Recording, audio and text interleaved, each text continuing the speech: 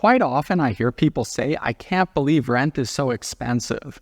It would be cheaper just to buy a house. And to that I say, well, yes, if renting was always cheaper than buying, then no one would become a landlord. Hi, my name is Chris Melnick and I'm a realtor in Halifax, Nova Scotia.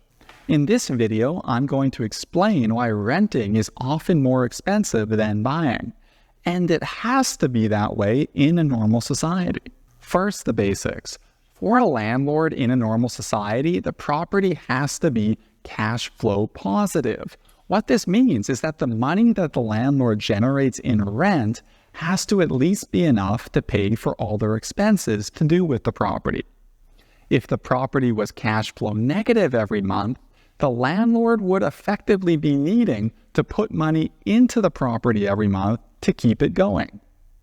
And if that's the case, why would they have rental in the first place? Now, these expenses would include the mortgage payment, property tax, insurance, any repairs and maintenance, and property management fees. And finally, when the expenses are subtracted from the rent, what's left over is the profit. The landlord needs to be compensated for the risk that they're taking by operating this investment property. Now, as a bit of a caveat, that mortgage payment is made of both an interest component and paying down the principal. And strictly speaking, only that interest component is the expense. Paying down the principal is building equity in the property, or you could almost think of it as putting money in a savings account. That being said, in Canada, you can't get an interest-only mortgage on an investment property at decent interest rates, unless you're borrowing against another asset you own. But that's beyond the scope of this video. So that equity being built could also really just be seen as another, call it, illiquid profit. At the end of the day, though, that whole mortgage payment is cash going out. So they need to pay for that somehow. So now if you think about it, if you were to have bought that property instead of the landlord at that same time the landlord bought it, you would still have the mortgage payment, the property tax, the insurance, and the repairs and maintenance.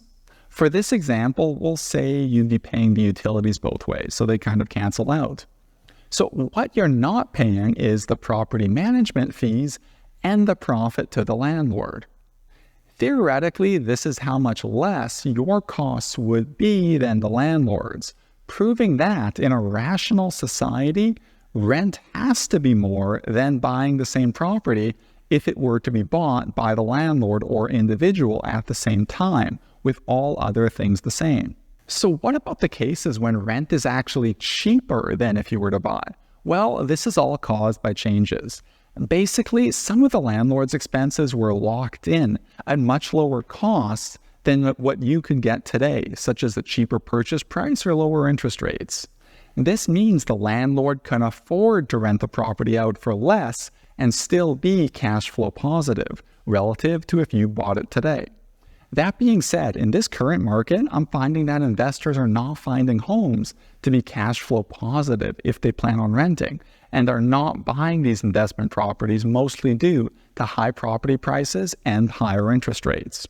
Now, even though rents are high, they're still not quite high enough to make that math work. So the vast majority of buyers right now are not investors, but people who actually plan to live in the homes.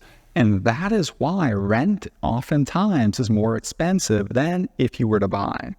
Well, I hope you got some value from this video. If you'd like help buying or selling, feel free to contact me. My contact information is in the description. Goodbye.